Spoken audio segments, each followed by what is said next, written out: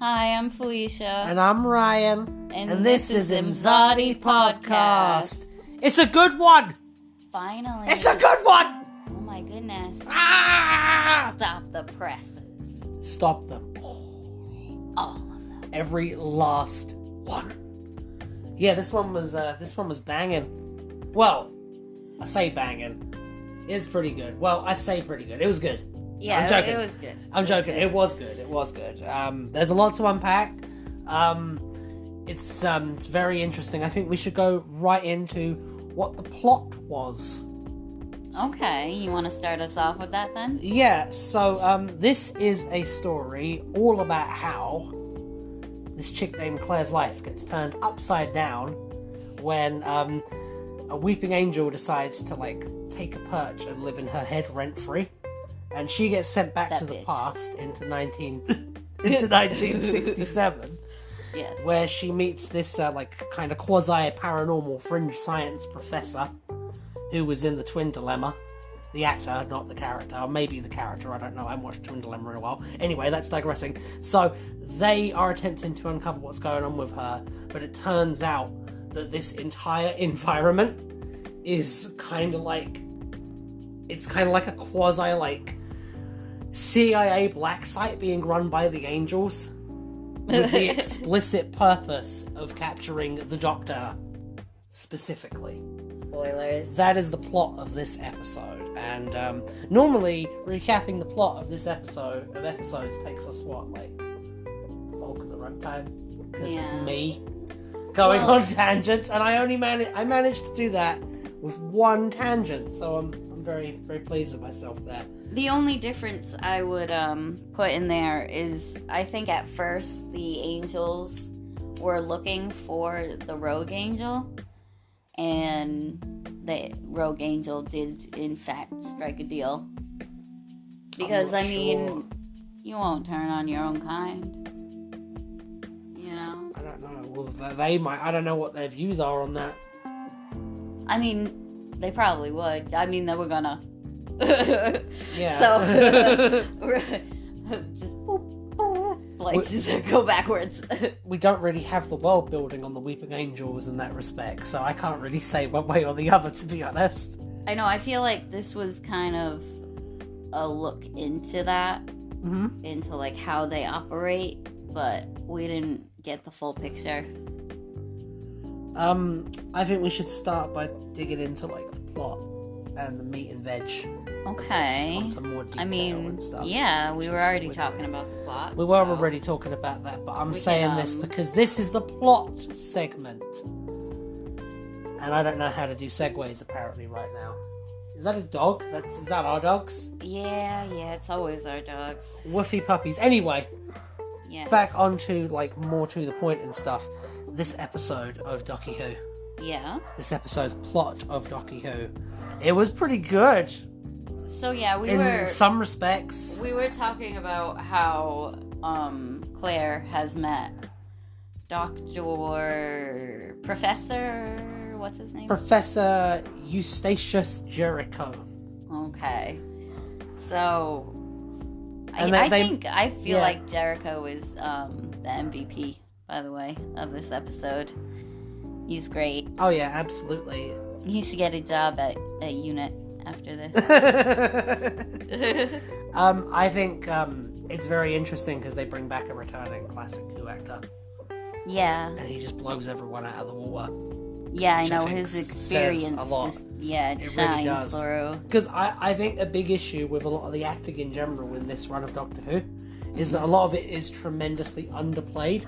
Yeah. And the thing about Doctor Who is that Doctor Who has a rich and storied history of really, really hammered out.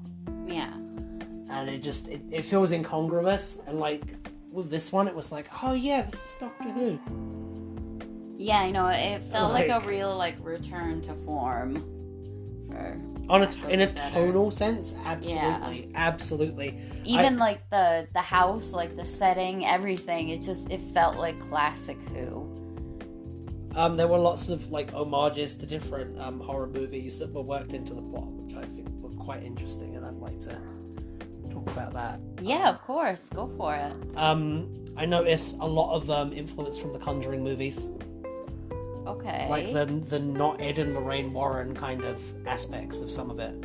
Like, it's not like a direct lift, but there's definitely a degree of influence from those. And I mean, Doctor Who has a history of, like, taking things from popular movies and reworking them to make them more Doctor Who-y. This felt very much like that. I noticed a scene later on in the episode when Jericho gets taken out. Yeah. You know, the dust falls down and it focuses on, like, his eye. Yeah. His eye. Yeah. That's from 28 Days Later.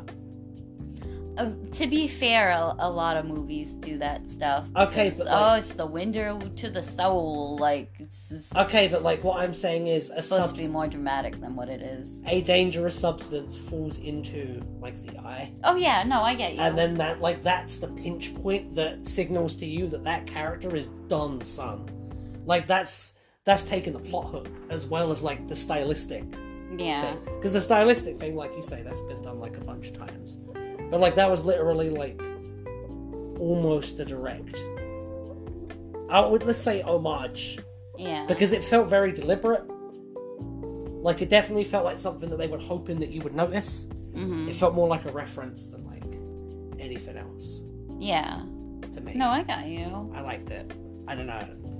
I definitely noticed it. There's a lot of stuff I liked about this one. There's a lot of stuff I didn't like about this one, but we'll get into that, I think. Yeah, we have the exorcist priest looking for Peggy. No. That whole scene had a very, like, Exorcist vibe. Yeah, I know. It's just, like, nighttime. Honestly, it's very like, that, ominous. A lot of this does, like, when she's being experimented on and stuff. Yeah, it just gives you old horror vibes. And I think with old Who, that happened a lot. Especially with Tom Baker's run. I'm not sure if anyone agrees with me. Let us know, you know. I think that's probably pretty fair to say. Yeah, for sure. I don't think anyone can really disagree with mansions. That. Oh yeah, tons of old mansions. In his old run. mansions for days. They even managed to find old mansions in space, which is particularly impressive if you ask me. It's great. So I want to talk about the big issue for me with the plot. Okay, which is so the Angels are doing this because they're operatives for the Division. They're specifically like Weeping Angel spies, okay? Yeah. Doing a mission like this, it would require like a lot of, I guess, precision, for want of a better word.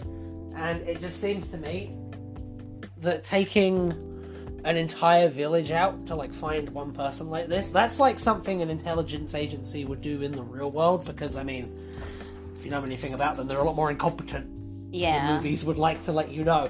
But it actually, you know, there's a lot of like covert Cold War CIA stuff in this season. Yeah. And I'm not sure how much of it is by accident, but that's neither here nor there. What really matters is, if you're doing this like kind of quasi spy plot, I don't really think it suits the way the Weeping Angels operate, and I think that if we're taking like this as how they operate, they're quite bad at their job. Yeah. Because like they've done this huge plot to like find this high profile target, whether it's the Doctor or whether it's not, right? Either way, we know that the Angel, and they would know that the Angel used the TARDIS. Yes. Because otherwise, why would they even build this thing in the first place to entrap the Angel if they didn't know? I don't think anything was built. What are you talking about? Was built? The entire... Nothing was built, like, as in they physically built anything. But, like, they created this scenario. Oh. Like, they manufactured this scenario from the existing village. Yeah. And I guess the thing to me is, like... So throughout all of the different seasons of Jodie 13, Chibnall Who, I don't know why my brain just shut down there, but it happens sometimes. Whatever. Throughout all of them, it's been really easy to break into the TARDIS. Yeah, I know. It's not as impenetrable as it used to be. Like the Jadoon managed it. Yeah. Like... the Kablam man managed I know, it. I was just They were say infiltrated by that. Kablam. He just popped up in there. But that's fine, because, like, you know, the system's not the problem. how people use and exploit the system. That's the problem. Speaking of that, I want to present a question. Oh, please do. What are the angels getting out of this by working for the division? What could a weeping angel possibly want? Money. Are you... No. No, I'm not serious, but let's roll. Let's actually roll. Let's actually talk about this. Let's unpack this. What the fuck can they get out of this? Because, power. Do they get power out of it? No, they don't, because they're subservient to someone else. True. Right? They seem like they're... This is what I'm trying to say, is like... And I'm completely with you. Yeah. There's no benefit for them working for a company. I know. And whoever we don't know what the division is. Do you know, this is what I was trying to say before, but I'm way too rambly about it. Thank you for so simply communicating it. And now, here's the thing, right? You're right. Yeah. But you're more right than you can possibly know. Because this just dawned on me. Oh my god. This completely undermines the Weeping Angels. Maybe forever. Okay. Because the Weeping Angels, in the run of the person who created them, Stephen Moffat, they were always presented as these unknowable, eldritch, nigh unstoppable elder beings. Yeah. From the deepest recesses of time. There was something very Lovecraftian about them. Moffat does Lovecraftian villains very well. Yes, you do. Yes, he do. But that's not the point right now. The point is, right? You go from these everything I just said, agents of chaos figures who are above and beyond so many of the other threats in the Doctor Who universe, because they're above all those petty politics and all that bullshit. You know what I mean? Yeah. You go from that to them just being spies. Yeah, I know. You're a spy! No. That's... No. Yeah, no, I don't imagine all of them are working for... No, but the very fact that enough of a significant number of them are, means that they're not outliers to this. Mm-hmm. And that's interesting. Yeah. I just want to know. And the next... I want to know too. The next episode, I know we're probably gonna touch upon the fact that Dan and Yaz are still in the past. I think if you watch the coming attractions, I think Dan says that it's been either 2 or 3 years. Yeah, he says 3 years, I think. Yeah, I'm pretty sure it's 3 years. And the little girl, Peggy, she doesn't get back at all. Yeah, she's stuck there. So... Because I'm you. Yeah, what? Why didn't the Doctor take her? Because we obviously know that Dan and Yaz are gonna get saved. They're gonna come back in the TARDIS. It's gonna happen. Because, Why not Peggy? I mean, I know what excuse they're gonna have now that they've set this up. It's gonna be because she was part of events. And because she was part of events, she can't be taken out of it. Because as soon as the younger Peggy met the older Peggy, it would have meant that was part of, the established chain of cause and effect. So, once you disrupt that by taking her out, that no longer exists anymore. I'm pretty sure you just did someone's job. I was just explaining how time travel works. I don't know, No, I don't know. But yeah, I'm pretty sure I did just do someone's job.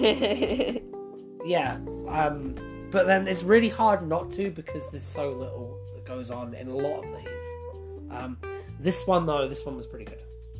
Yeah, I mean, there were issues with the dialogue, again, that I have. I wish Chibnall would appreciate his audience a little bit more with how he has to explain every little thing that he puts in there.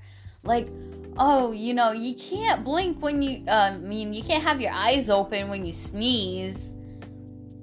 Yeah, we know. And, if you don't know, then,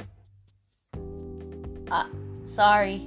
I don't know. Like, I don't know what to say. If you don't know, then it's frankly astounding you've managed to get this far through life. Yeah, maybe you deserve to have your eyes come out. I don't know. I'm sorry, no. Maybe it's meant to be like a fun fact for the kiddies, but my god, is that a bad place to put You one? have to know. Even a kid knows. Like, you come out the womb knowing your eyes have to close when you sneeze. You don't know why. You learn it later on. Can I tell you my version of this exact problem? Which I completely agree with you. The bit where Peggy meets old Peggy. Yes. And Peggy is like, oh, this all happened for me, or whatever. And then she goes, it's like she reveals, I can't remember the exact line of dialogue, but she reveals by implication that she's a future version of the little kid. Yeah. And then, when that's like literally enough for you to like work that out yourself, she goes, because I'm you! Yeah, I know. And then when, wow. Okay, another example of this in the episode is when they're all in the house, like the doctor, Claire, and the professor. Yeah. And the angels are surrounding the house. And they're pounding on the door, everything.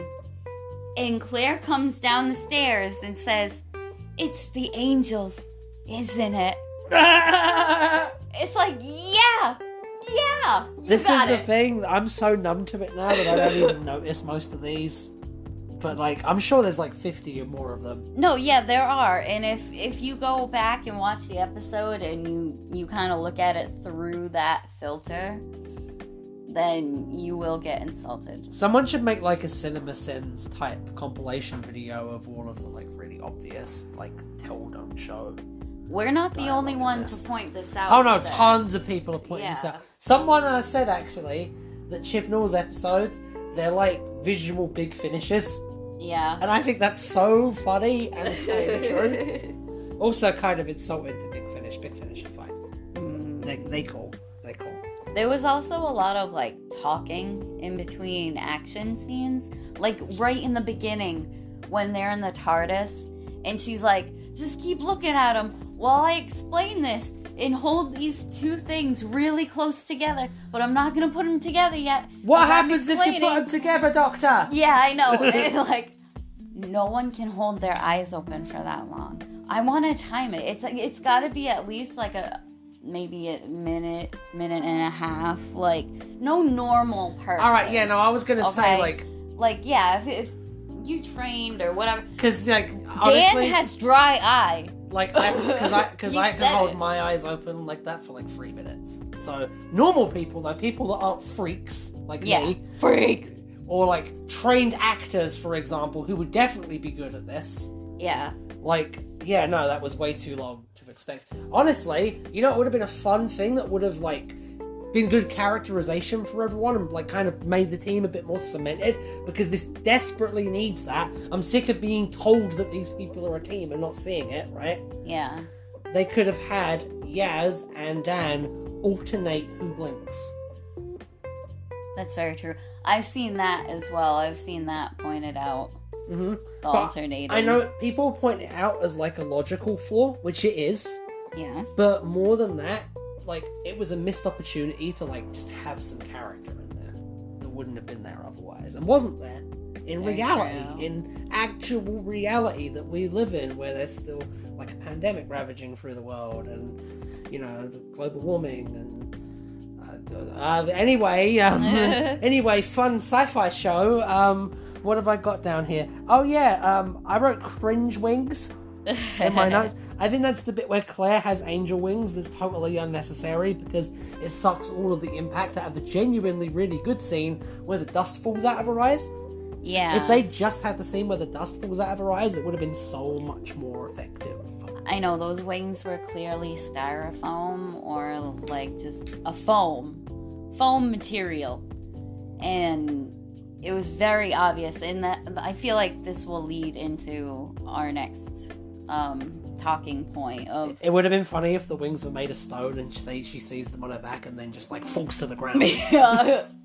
Yeah, it's perfect. I know, that's what they should have done. Yeah, that would have been real. I thought that John Bishop was really good in this one. I've been digging on him hard. Yeah. I don't know, I've been, like, really, really, really dogging him.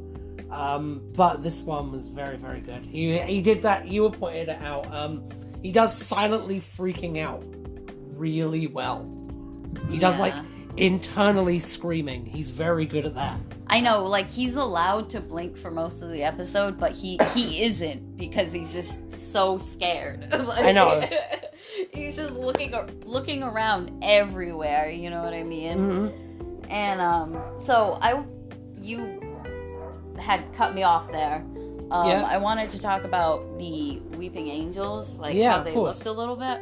Just a little bit, because, I mean, I feel like it's subjective how they look, because I know it's people. Yeah. You know, and, but, like, they just look too much like people. I know exactly what you mean. I completely agree. And also, their powers in this episode. Yes. Just feels too much. It feels a little over the top. And, just kind of out of left field, because we've never seen them do this before, and I feel like we've seen them a fair amount now. What stuff in particular are you talking about? Because I think, honestly, they were kind of nerfed in this one in a few ways. I definitely noticed that there was one bit that seriously broke the rules of how Weeping Angels work. Yeah. The priest scene, if you want to break that down. Oh, yeah, I know, because he's observing the Weeping Angel, and... So is Peggy. Yeah, I know. So, like, it wouldn't have been... Like, the rule with Weeping Angels is that when they're being observed, they don't exist. Yeah. So, when she's watching him, it doesn't matter that he takes his eyes off the angel if Peggy still has a line of sight on it. So, that angel should not have been able to take that dude, one way or the other, irrelevant of what the priest did. I just wonder if, now that I'm thinking about it, and, like, talking about it, I wonder if they're just doing all of these things because they know that they're either going to send these people back in time or they're going to kill them. I think they just kill them. I think it's a lot of effort to go to kill them. Oh yeah, I know. And that's the thing I was talking about before. Like, this is wildly too much effort for such a simple plan when you can just slap a trans mat on your opponent. And these are like things from, like, beyond our conception of what reality even is supposed to be, so I just have a bit of trouble buying that they do this cloak and dagger shit in the first place. I thought that the bit where, you know, like, they're coming through the screen and they're coming through the picture on the piece of paper and stuff, that was cool. I did not like the piece of paper. I liked the piece of paper. I feel like that was one of the things I was thinking about, because, I mean, I guess it's just we're used to seeing them on a screen. Do you want to know why I think it's great, and I think it makes a lot of sense, both in terms of internal consistency with this episode, and in adding on to the stuff that was put in the Stephen Moffat episodes? Tell me. Okay, so in this episode, they established that the reason that Claire got visited by the angel is that there was a quantum psionic link established in her brain. Yeah. From the angel, right? Yeah. That means that some degree of human imagination and human thought can be exploited by the angels to manifest. Okay. And what is a picture if not an expression of all of the words that I just said?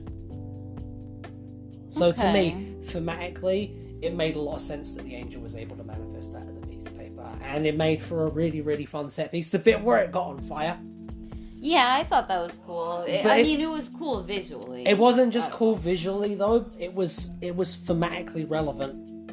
And that is what made it, like, rewarding. That's what is the difference between, like, if you wanted to use a food analogy, like, if it just was on fire because it was on fire for the sake of visual spectacle and nothing else, that's like popcorn. Like, you eat it, and then, like, maybe you feel like a little full for, like, a second, but then afterwards you start to feel really sick when it dawns on you what you've consumed. Yeah. Right? What they did having it like interlock and intersect with the themes of the episode, and with what they were establishing as their own rules, made it more like a nice steak. You feel me? Like that's the good stuff. That's the stuff that I want to see. Okay. So I was very impressed by that part. Alright.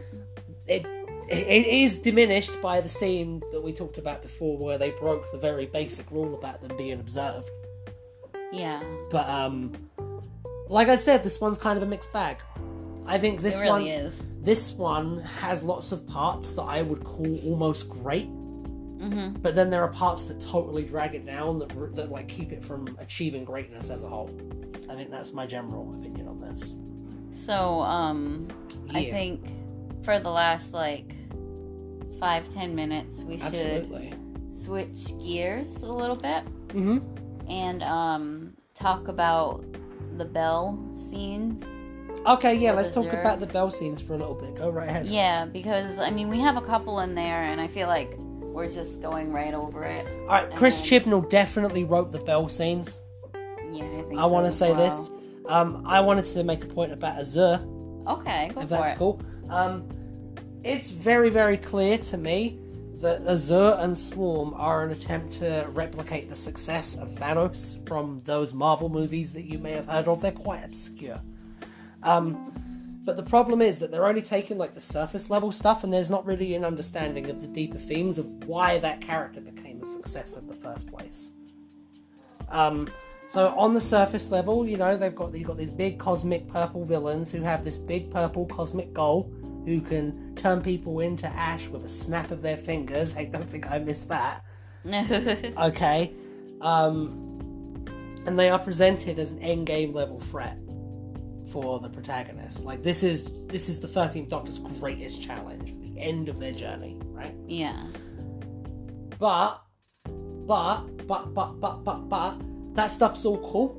That stuff's all cool factor stuff with Thanos. Yeah. But the thing that makes Thanos a great villain is that he has a goal that he truly believes is the right thing, and he is pursuing it to the hilt. And that means that even if he's monstrous, you can understand where he's coming from. Okay. There's a very, very good relatable motive with Thanos. Yeah. Right?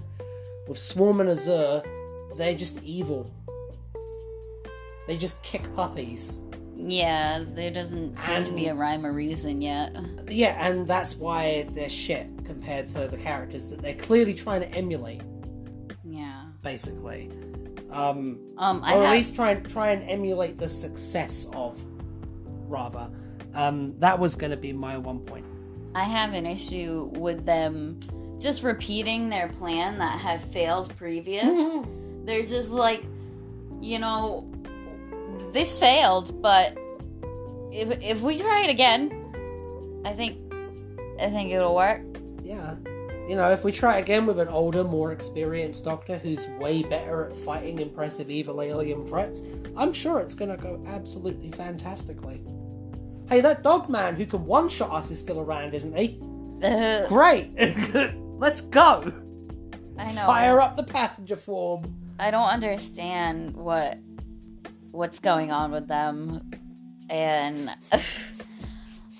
I really feel like someone needs to pull them aside and be like, boss, honestly, we can't do this. I completely understand what's going on with them, and it is so shallow and so vapid, and I'm so disappointed because I drunk the Kool-Aid at first. I thought that they were really exciting and new and fresh. No, because they were. At first they were, but now that we're seeing more and more of them, now we're seeing what they got. Yeah, it's just oh, okay, they're just another B villain. I know, honestly, they are. Team Rocket, man. I hate when you have villains and they show up in an episode and they have a really good evil plan, and then every time they turn up again, they just keep doing that plan in different variations. Yeah. It's it's one of the worst tropes in Doctor Who. Mm-hmm. A really good example would be the Salarians. Oh, hey, this is a Chris Chibnall episode too. It's during the Matt Smith era. When they brought the Salarians back for the Matt Smith era. Yeah. They just copied the plot of the original Silurian episode. And it's especially bad because, you know, the Sea Devils? Mm-hmm. That's also a plot lift of the Silurians as well.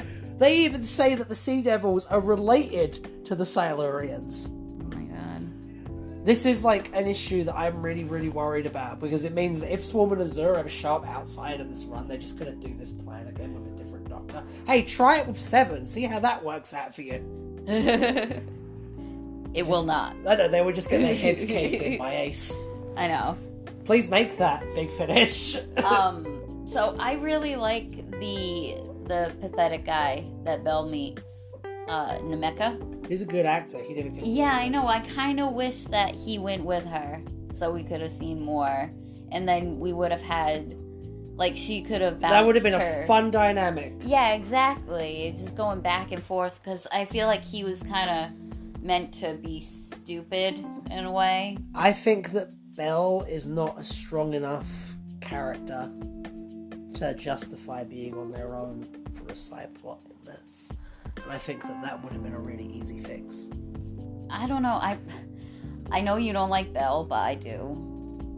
I like Belle. I have a hard time with Belle. You called her a Mary Sue in, like, her first appearance. Oh, yeah, no, I like, okay, I like her acting. Like, I feel like that's your issue with her, is, like, you don't like her acting. I think her acting could be better, but at the end of the day, like, here's the thing.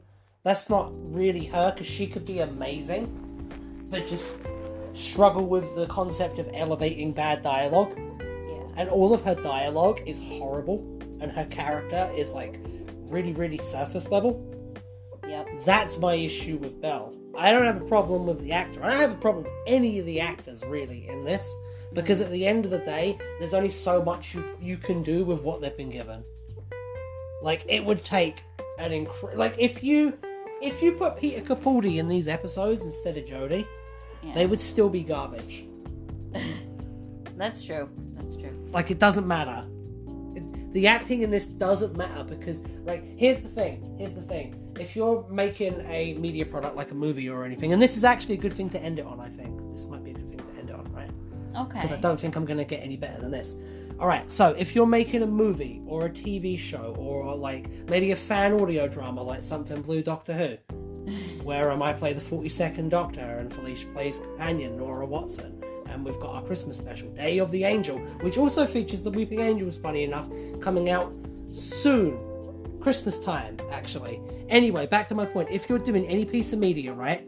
If you have, like, bad special effects, but a really good script, and really good directing, and really good acting, then it will still be really good.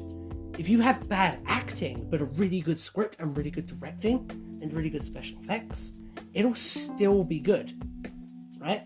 Yeah. If you have a bad script, you're fucked. And that's my closing thought, I think. We'll see you next time. Yeah. But this was really good. Like 7 out of 10. Easy for me. Yeah. What would you say? What's your numerical rating? Because those matter on the internet. Like a lot. Like a hell of a lot. I would say a 6 out of 10. Fair. This has been Imzadi Podcast. Yes, it has. Yes, it has. Bye.